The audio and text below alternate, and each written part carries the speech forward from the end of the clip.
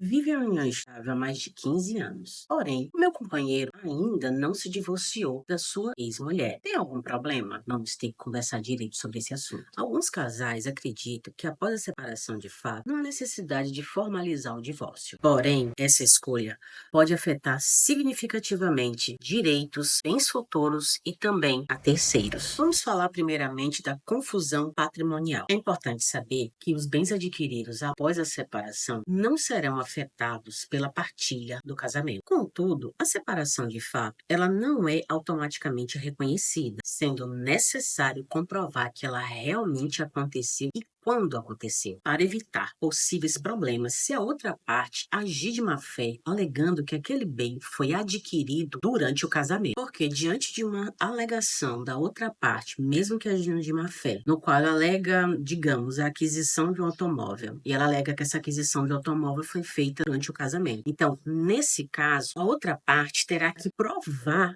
que a aquisição deste automóvel foi feito após a separação e não durante o casamento.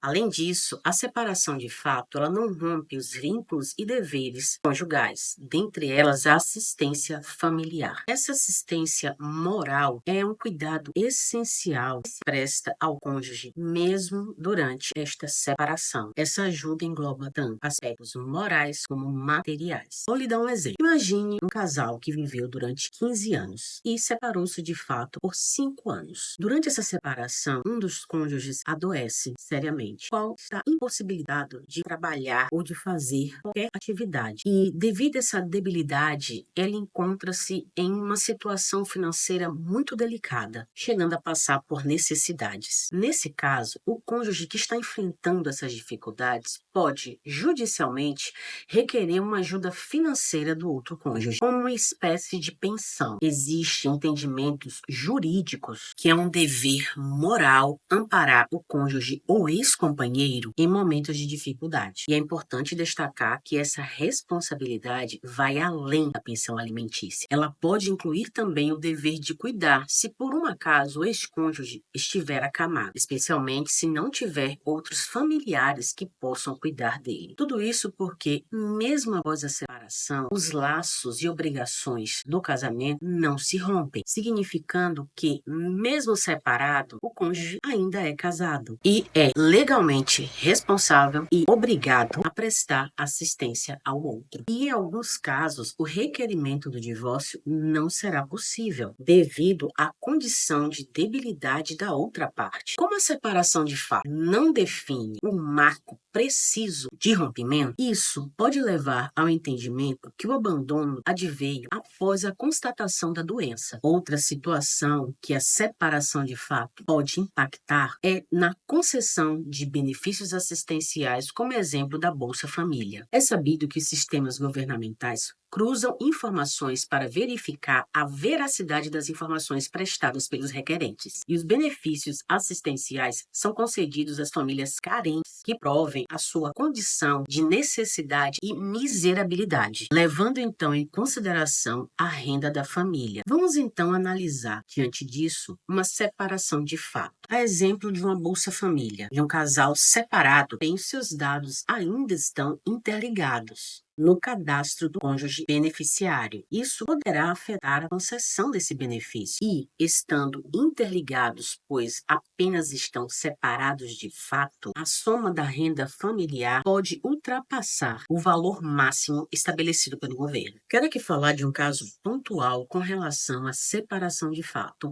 nas questões que envolvem pensão por morte. Nos casos da pensão por morte, do cônjuge que estabeleceu uma união estável, porém é apenas separado de fato, não oficializou o divórcio. Para o INSS, a dependência econômica do cônjuge sobrevivente, ela é presumida. Dessa forma, não é necessário comprovar dependência econômica para poder requerer o benefício da pensão por morte. Basta uma certidão de casamento atualizada para ingressar com este requerimento. Porém, para aquela companheira que viveu em união estável, ela precisa comprovar a relação. Observe que, diante desse fato, a companheira cabe provar que existe a relação com o cônjuge falecido, enquanto a esposa, que no caso era separada de fato, precisa apenas de uma certidão de casamento atualizada. Isso pode gerar conflitos. Citarei aqui um exemplo de uma causa. A cliente conviveu com o companheiro que veio a óbito. Ele era separado de fato há 15 anos e vivia em união estável com a minha cliente.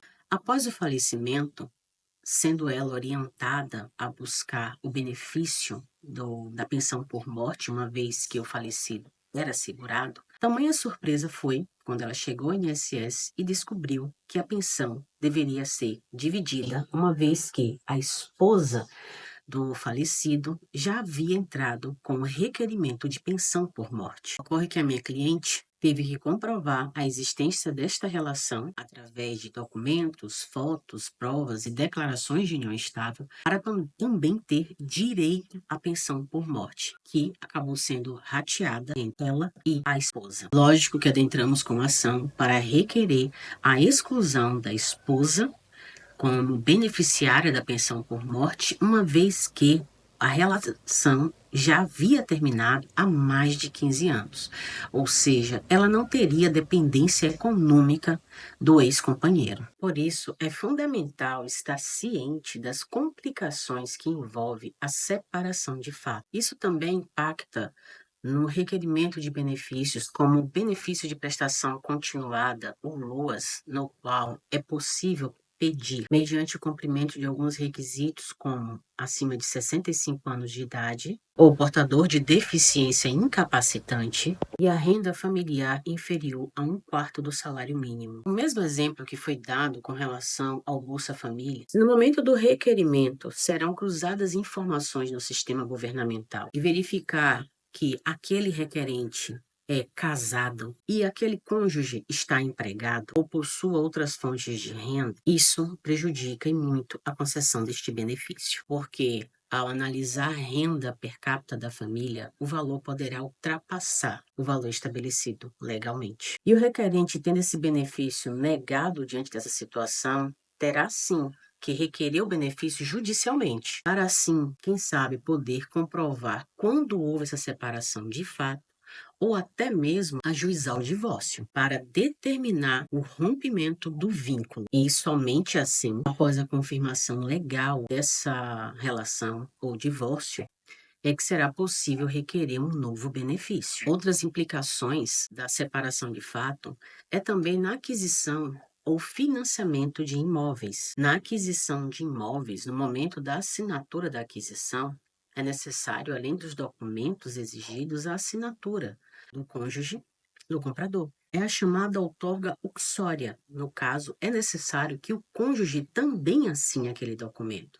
Imagine, separados de fato, talvez há anos, ter que buscar aquele cônjuge para poder assinar a compra, a aquisição de um imóvel. E essa separação de fato também gera confusões em imóveis financiados, adquiridos, no período do casamento e quitados após a separação. Nesse cenário, o financiamento que é quitado durante a separação deverá ser partilhado de acordo com as regras do regime de bens adotado no casamento. Nesse caso, somente as parcelas quitadas durante o casamento devem ser partilhadas. Essa hipótese da partilha está sendo levantada no caso de havendo um divórcio, mesmo assim, após a separação de fato. Diante dessa situação, e aí sendo necessária uma discussão judicial, no divórcio é discutido a partilha, podendo ser feito desta maneira. Essas são algumas situações que podem gerar complicações diante de uma separação de fato. A separação de fato pode até parecer ser uma medida simples e rápida,